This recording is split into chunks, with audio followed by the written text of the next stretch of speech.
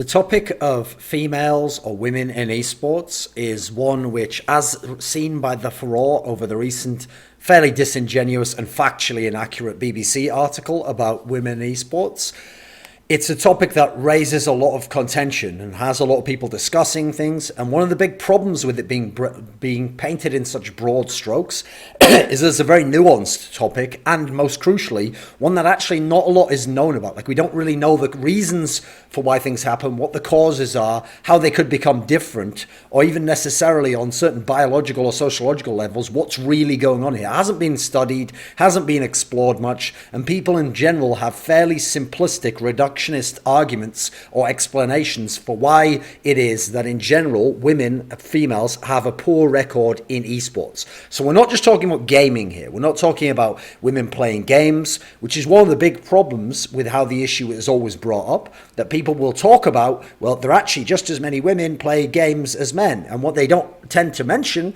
is that when they say gaming, they count all possible things that could be conceived of as a computer game, like playing Candy Crush on your phone, or playing Hearts or Solitaire on your computer, or playing something like Farmville on Facebook. They don't count all of games as in console games, PC games, esports games, and yet they take those numbers and they will purposely portray them as being numbers which should be representative of esports. Now, esports are multiplayer games, and for me personally, esports are the competitions within multiplayer games. So it's not even just that you play World of Warcraft or League of Legends or Hearthstone, it's whether that you play in tournaments.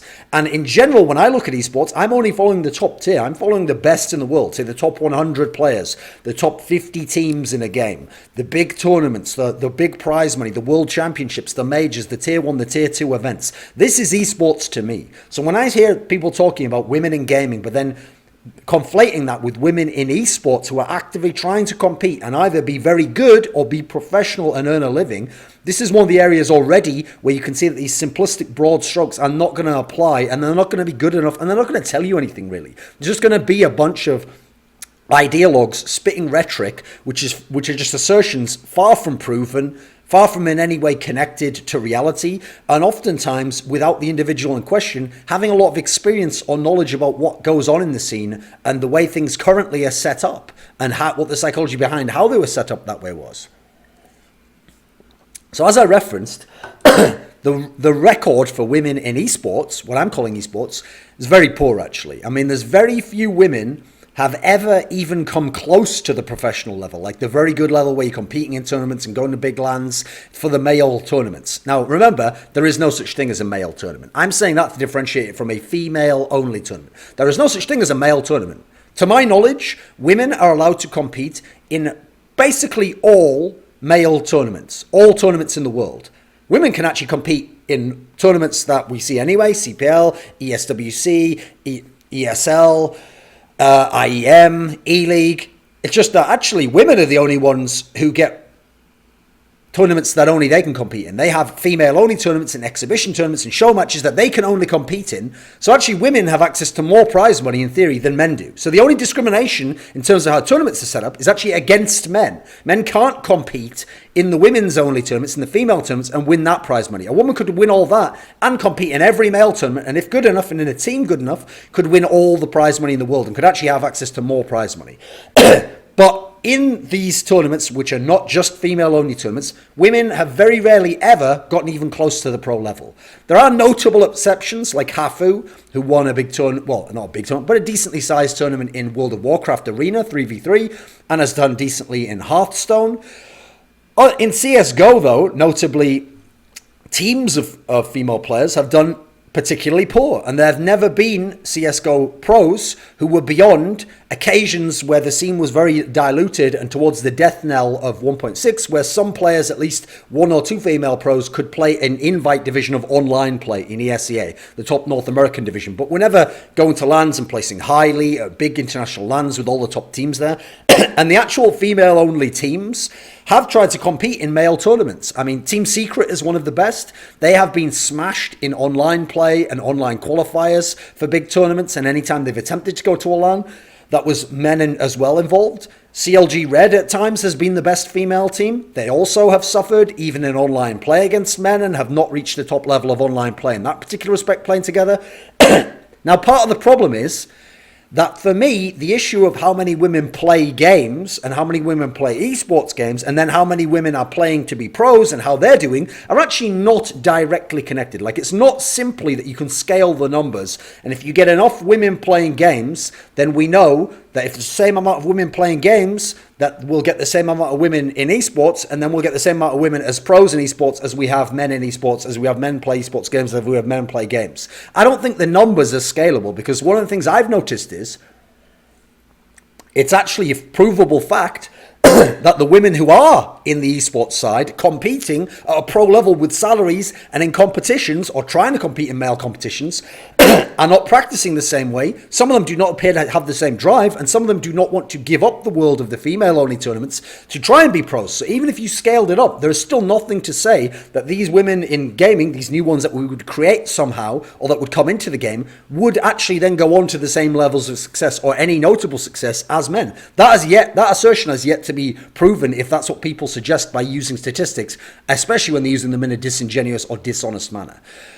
Now, one of the reasons this is such a contentious issue is because most of the women in esports actually do play in female-only tournaments and on female-only teams and are hired primarily as women, as marketing tools because of their gender. The problem here is the media and some women blame the culture of gaming, the culture of esports, and even at times directly imply or just openly state that there is direct discrimination preventing the females, the women currently in theory competing at the pro level, from being on top male teams, from placing highly in big male tournaments, from going far in big tournaments, even though there's actually so far no evidence to support such assertions. Now, whenever we talk about this issue, since there are genetic differences between men and women, this is an area we have to start in. And the problem is, this is the area relative to gaming that we actually have the least information. We have next to no studies specifically on women in gaming. I mean, funnily enough, if there were women out there who actually want to explore this subject, then doing gender studies would not be the right course to do. That would teach you a lot of rhetoric about third wave feminism. What would be a great course to do to try and find out what's going on in this issue would be to be a biologist and to do some, or anthropologist, and do some sort of study into women in gaming and contrast them and have a control group and look at what's going on, then do MRI scans of them and all these sorts of different things and try and figure out some of the answers. That would be an honest way to actually start approaching this, because the genetic aspect is going to be a key component, because that is the first most obvious difference between successful male pro gamers and successful female pro gamers. Their gender and the genetic differences between them. So as a result, a lot of what is put forwards or discussed about the genetic issue is just speculation, or it's something vague that's then cross-applied to esports and gaming that doesn't necessarily work. Like, I've heard it said many times that perhaps, I've heard it both sides actually, that perhaps women aren't as good at like hand-eye coordination for some reason, but maybe they're better at spatial awareness. And so as a result, in Counter-Strike, that would mean you might not be as sick at headshotting people, but you might be better in 1vx situations, in clutch run situations. Now, funnily enough, I looked it up online, and I actually found a quote that said, men are better in spatial coordination and have a better sense of direction, usually. They excel in math and are great at interpreting three-dimensional objects. They have a better hand-eye coordination and more precise control of large muscle movement. They have poor peripheral vision, but better sight in bright light and a better sense of perspective. Now, if that is indeed the case, that actually kind of puts a lot of the advantages of what would seem to be the skill set that would apply for esports games, being the best in the world in a video game, on the side of men, and skews it that way. Again, we haven't really studied this enough specific to esports games that we can say a lot about it. I mean, in terms of precision, obviously for a lot of esports games, that is a big deal. I mean, if you think about it, if this is the case, it would explain why, for example, women can't be baseball pitchers at the men's level. Because remember, in a game like baseball, which ostensibly for some of the game is 1v1, pitcher against batter, in this scenario, no one is tackling the woman, no one is having to outrun the woman who is actually the person who's the pitcher. All they're doing is pitching the ball to the other person. Now, if enough women compete Why can't there be an elite level female pitcher who could play in the men's game? It doesn't happen. Now, that would seem to suggest, obviously, it's a very vague correlation, that this aspect of men having more precise control of large muscle groups and better hand-eye coordination, there is something to that. And maybe that's one of the reasons why. Because we have to look for examples not where there's a genetic obvious reason, like there's a reason why women don't play in the NFL, they get destroyed. There's a reason. You've got to look for examples of where, in theory, these limitations shouldn't exist if there was no genetic difference that was noticeable. And these are examples of it. And I'm going to show you some in gaming later. So another issue that we have to ask about, whether this is genetic in how it's done or there's a social component, is why women don't seem to play enough at esports games, why they don't seem serious enough and driven enough to want to be the best and to compete and to destroy their opponents and to prove they are the best. Now, whether that's natural, whether it's genetic, or whether it's encouraged by society is a question we want to know, because that could certainly be a contributing factor, and is something which, when I talk to people on an anecdotal level at the female pro level and at the male pro level, that does seem to be one of the main areas they focus on, and a lot of their anecdotes come from. Well, in 2008, a study was done at the University of Padua in Italy, which matched 42 expert female chess players with similarly ranked male opponents online.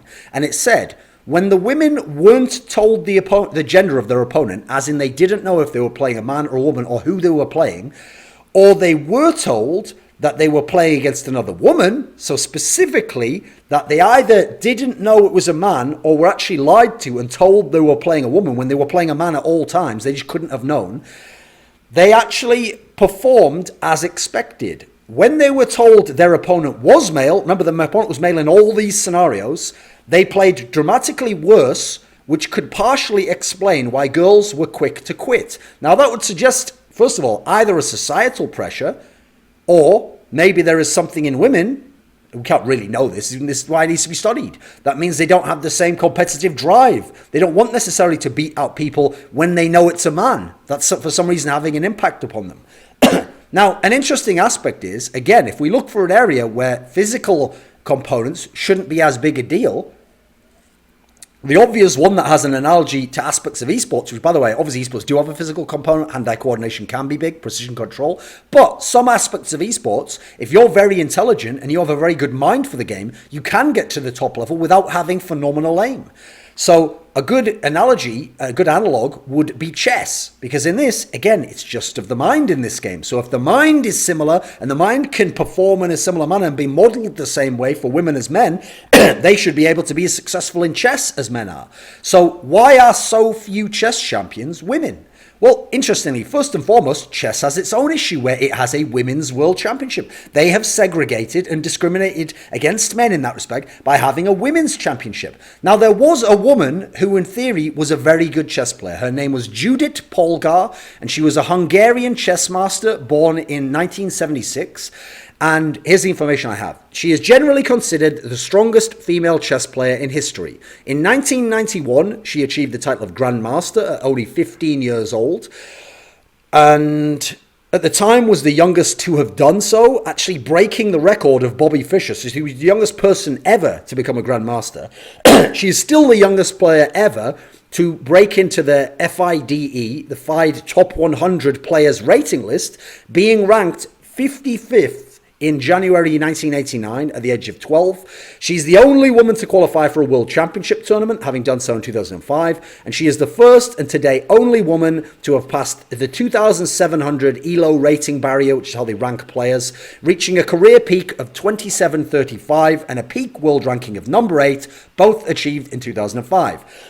She's also someone who has is the only woman to have won a single game against a reigning world number 1 player, and she has defeated 11 current or former world champions in either rapid or classical chess. And I won't list off all the names because people won't know them all, but she's beaten like Magnus Carlsen, the current guy who's a beast, Karpov, Kasparov, Spassky, some of the very famous names known even outside of chess who transcended chess to some degree. Now, she retired in 2014. Now, here's what's interesting, is when she was 12, and remember, when she was 12, she was ranked 55 in the FIDE Top 100 Players rating. When she was 12 years old, she was asked about playing against boys instead of the girls in sections of tournaments. And here's what she had to say. These other girls are not serious about chess. I practice 5 or 6 hours a day, but they get distracted by cooking and working around the house. So that's her own words when she was 12 of what her peer group was like. Now, as of May 2015, there are only 2 women who rank in the top 100 chess players worldwide. The United States Chess Federation states that it has 85,000 members who are predominantly male, and if you look on the sex column of the World Chess Federation's list of grandmasters, essentially it's just women. I mean, there are 1,479 grandmasters, only 31 are women, and that's only 2%. Now, interestingly enough, when you think about men and women, one of the reasons why a genetic component could be responsible for drive, to compete and to beat other people, especially other men, is obviously the significance of testosterone in the male biology. Now, testosterone has been found, here's the quote, to have a profound effect on brain circuits involved with human aggression.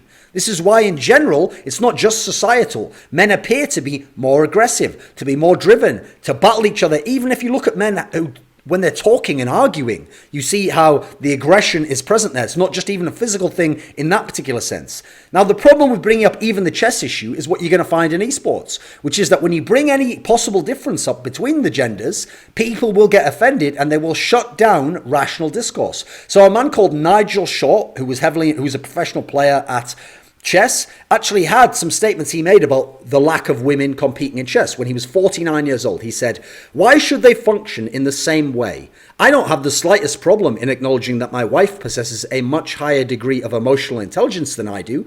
Likewise, she doesn't feel embarrassed in asking me to maneuver the car out of a narrow garage. One is not better than the other. We just have different skills.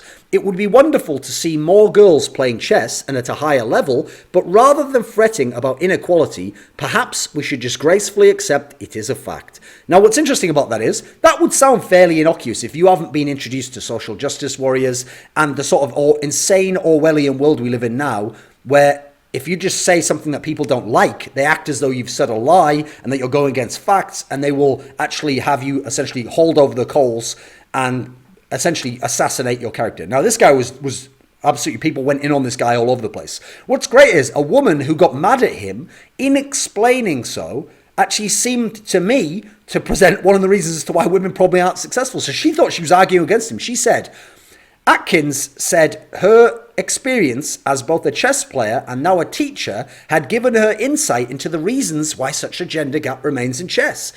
I teach a lot of chess to school kids, and I think it is to do with the fact that girls shy away from aggressive competitiveness at a young age, whereas young boys are very competitive.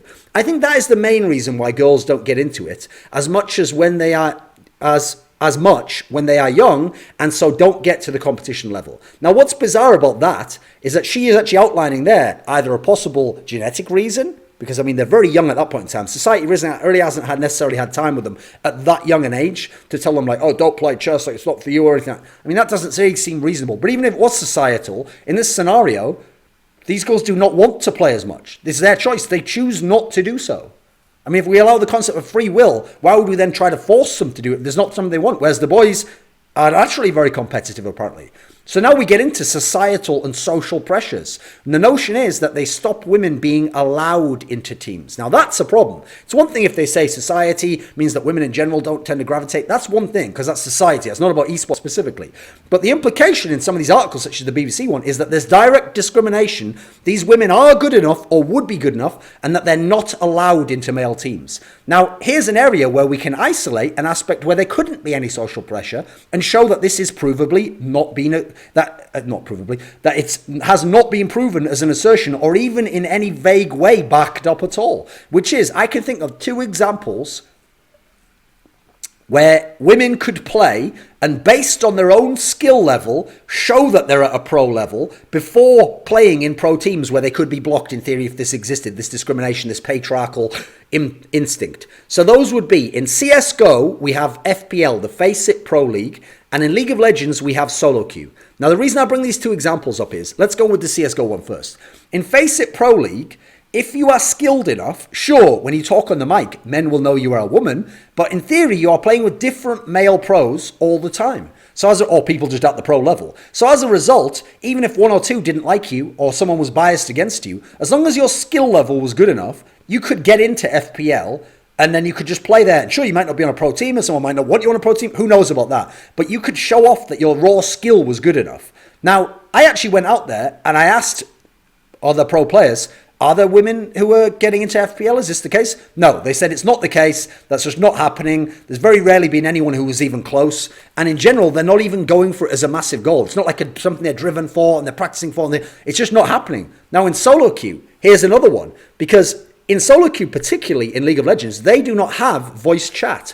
So as long as your name does not give away your gender, so you could be named a string of numbers, A178588920, with letters and numbers. No one could tell what gender that is. You could play, and like everyone else in solo queue, remember, there's Chinese players have come onto NA and just played solo queue without even being able to type much English and gotten high up in solo queue.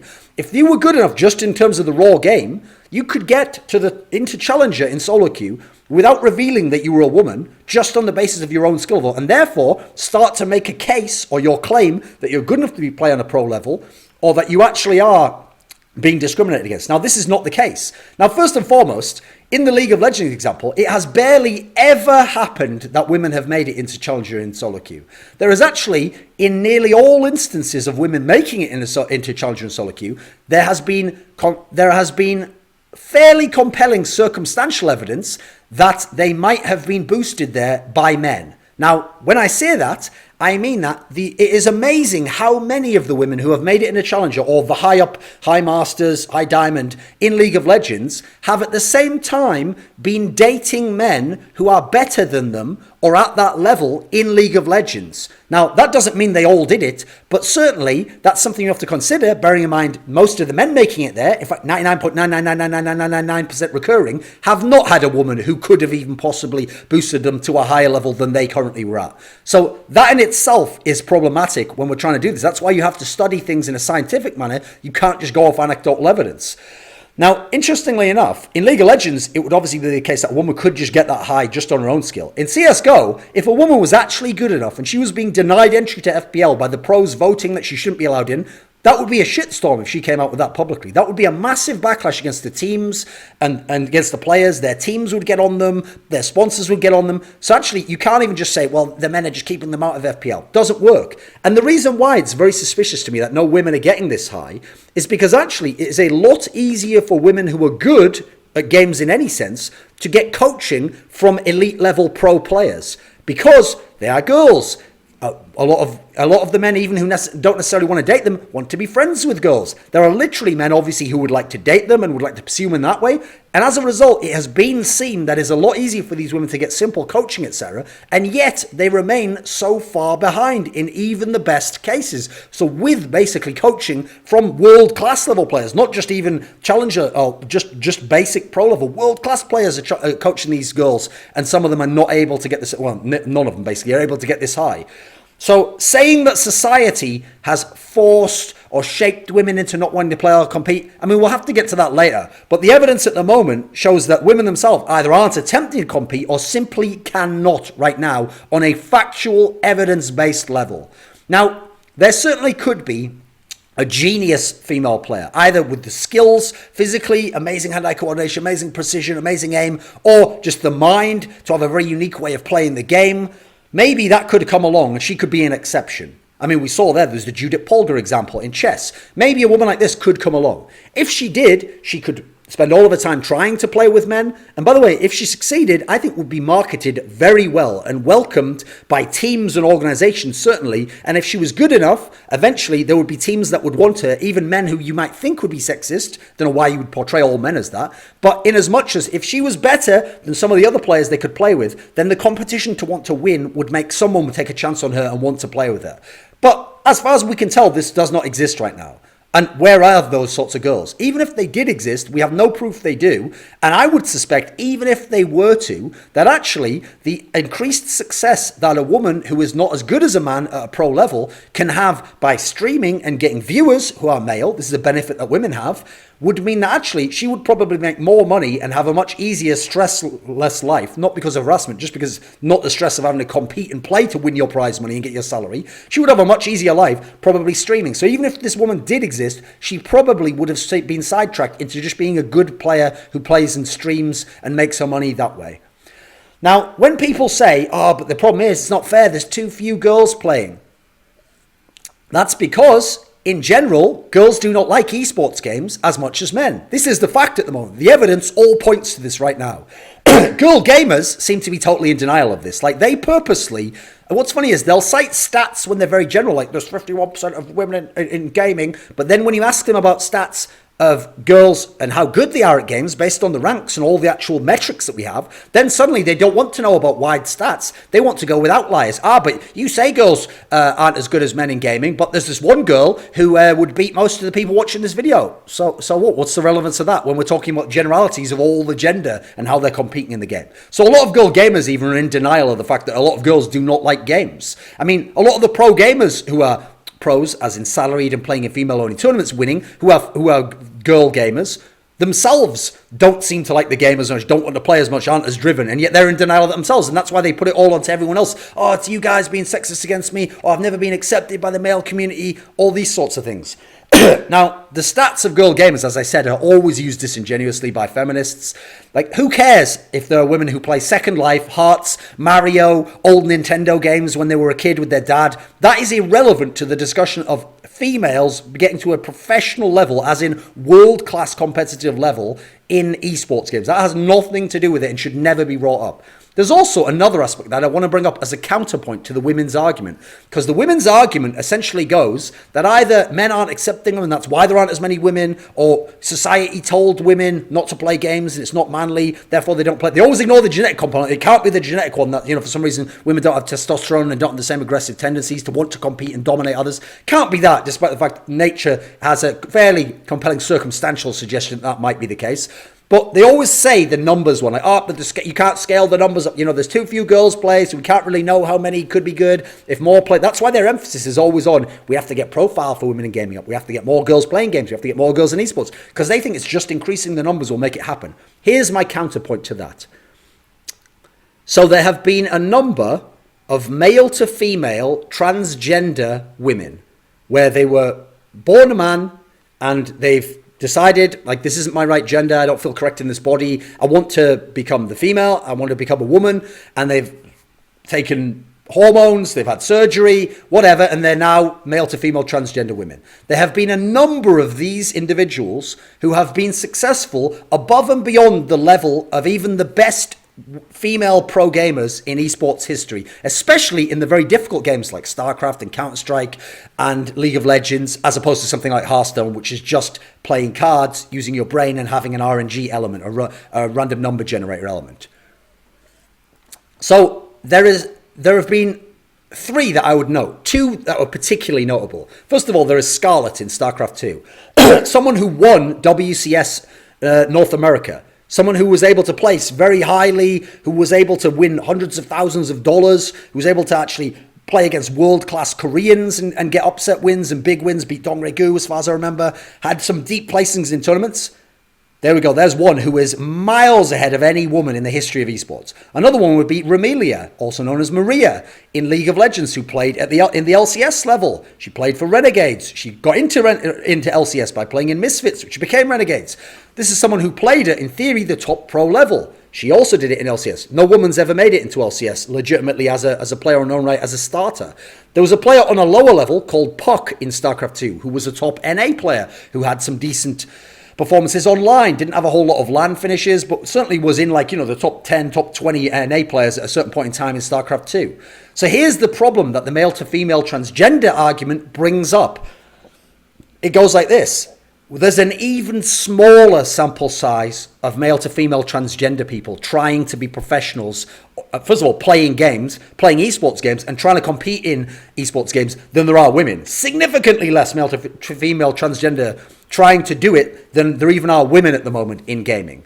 And yet with such a small sample size, there have been significantly more instances of them reaching challenger, reaching top ranks, playing as a professional, winning tournaments, winning hundreds of thousands of dollars in male tournaments, and not having to just go and play in female tournaments.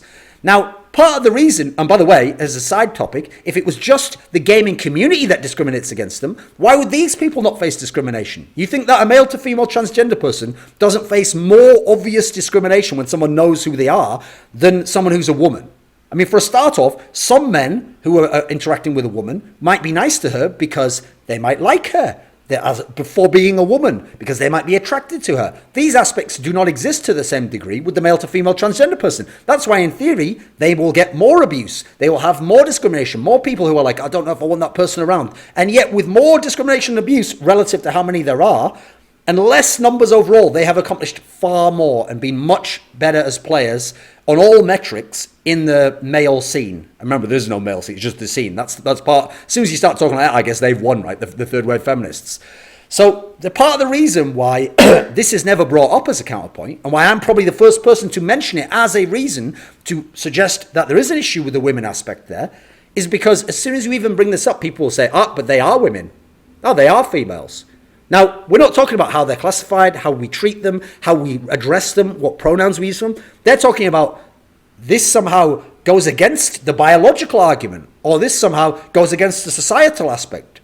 Now, that has been assertions that currently have no evidence, that have not been proven in any way. And actually, as soon as you shut down that discussion, as you'll see with a lot of the topics on girls in gaming, you just end up with this world where you have these classifications that lead to tyranny of thought. You're not even allowed to think something and to express something, therefore you can never get to these aspects. Now, they don't say something conclusive about women in gaming, but they certainly suggest something, don't they? Now, another aspect of women in gaming, females in esports, is obviously that they have their own tournaments. As I said, they are the ones who get to discriminate against others they compete in their own tournaments, whereas men do not.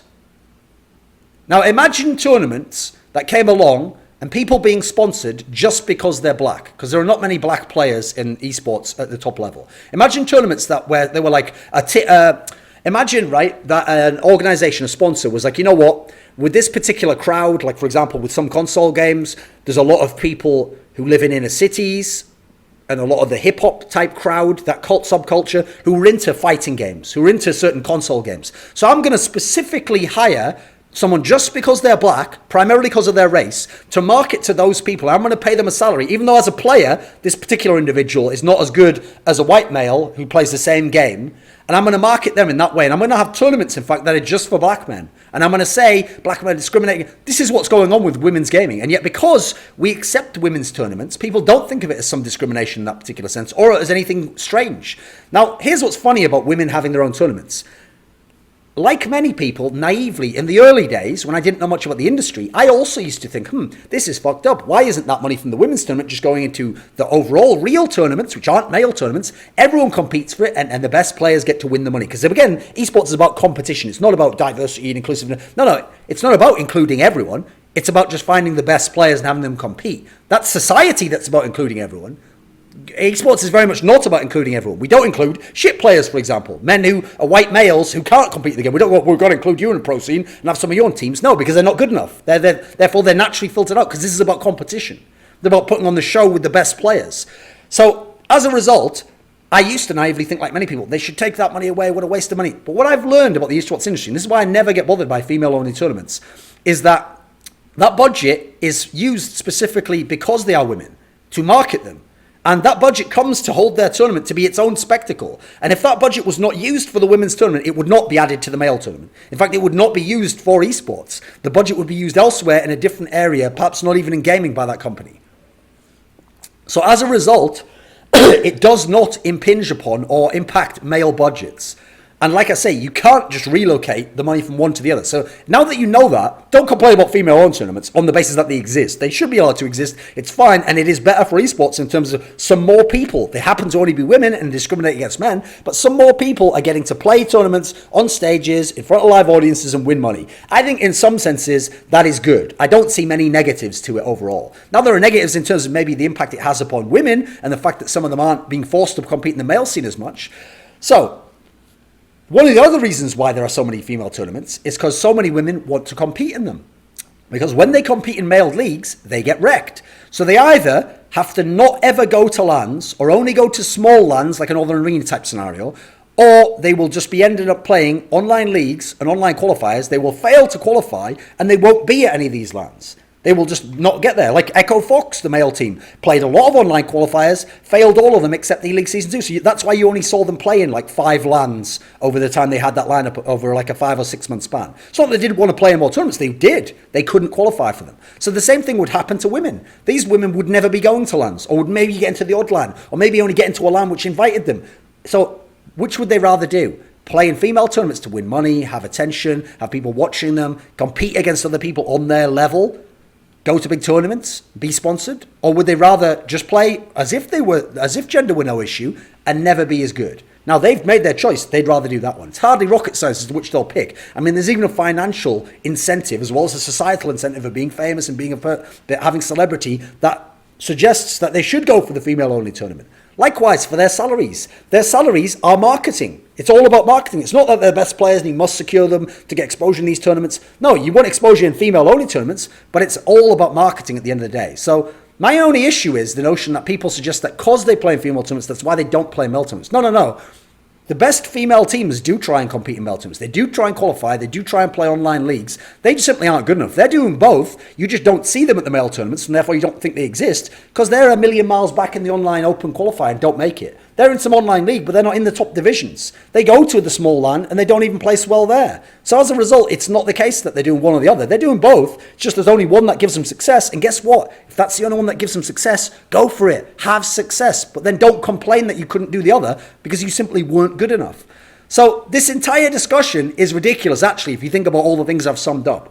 I mean, there's no outcry about how few men are interested in embroidery or female pastimes and hobbies.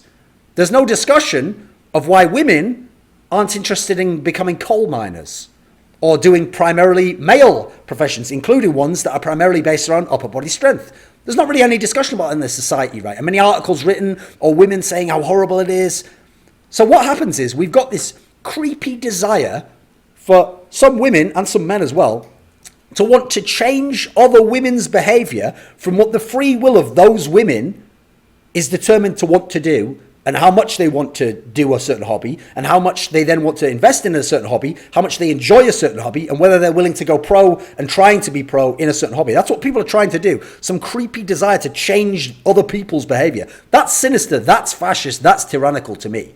Now, imagine that you were talking about an animal, right? So imagine there was an animal, and they exist, a type of bird where the female bird sits on the eggs and as a result, keeps them warm and waits for them to hatch, and the male bird doesn't. Now imagine a bunch of humans came in and said, you know what, this is fucked up, we've got to be inclusive, all birds should be taking a turn with the eggs, that's just sexist. So what we're going to do is we're going to have some sort of fucked up behavioral treatment where we actually electrocute the female bird when it comes too close to the eggs, 1 out of 3 times, so it's going to do it less. And then we're going to do something like give a special treat to the bird, that's the male bird if it comes near, and then we're going to keep putting it on the eggs and then give it a treat, and we're going to do all this. We're going to try and mentally change the way these birds behave and what they want to do so that they sit on the eggs. You would think to yourself, is this person mentally ill? This is what they are spending their time doing, and they actually essentially are just in denial of what the natural course of things are and want to change it in some way which doesn't seem to have any benefit except their own fucked up, creepy, sinister desire to want things to be the same, which explicitly are not the same, and for good reason. And yet, that's exactly what's happening.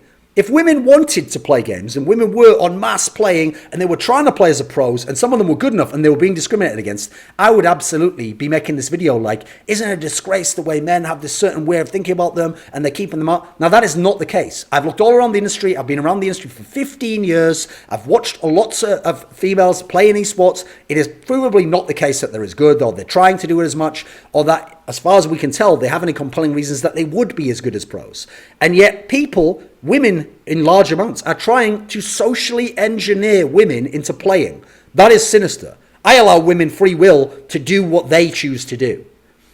Now, the other issue is that this is always brought up as a disingenuous social critique, often by those, such as with the PC Gamer article, who are not experts about esports. They're not even experts in the field that they're coming into. They're bringing their bullshit, their personal politics, out of an area that has nothing to do with esports and coming into hobbies, into pastimes, into esports, and then making all these proclamations and bold assertions and extreme claims and accusing people of things and saying people are discriminating with no evidence to back their assertions up, no studies, anecdotal evidence at best, and oftentimes they just hide behind, especially when they're women, their own gender as an excuse to not even have to defend their position. And even worse, because there is a small subset of the esports industry that makes money from marketing women, those people play with this notion in a disingenuous manner just to get publicity.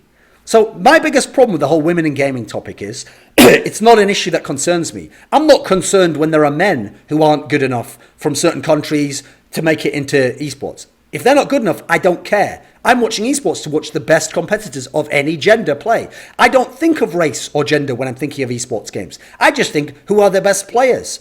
That's why I don't think to myself, why are there so few black people who play Counter-Strike Global Offensive on a pro level? What I would think if I even did think about that is, well, I know that there are apparently some who play like Smash Brothers, and there are some who play console games more, and the parts of the world that they live in, it seems like the console scene is bigger there. And so I allow them to have their own hobbies, to do what they want, and I would never judge them or try to socially engineer them to play or say, we got to have more of them. No, let everyone who wants to play, play. Same with sexuality, gender. These should be non-issues because there is no discrimination in this particular sense. Now, sure, that's why I separated esports from gaming. Maybe in gaming, some women have a harder time. Maybe they get more abuse. Now, there have been stats shown online, studies shown that actually men get more abuse online than women do. But people will probably just ignore those, I've no doubt.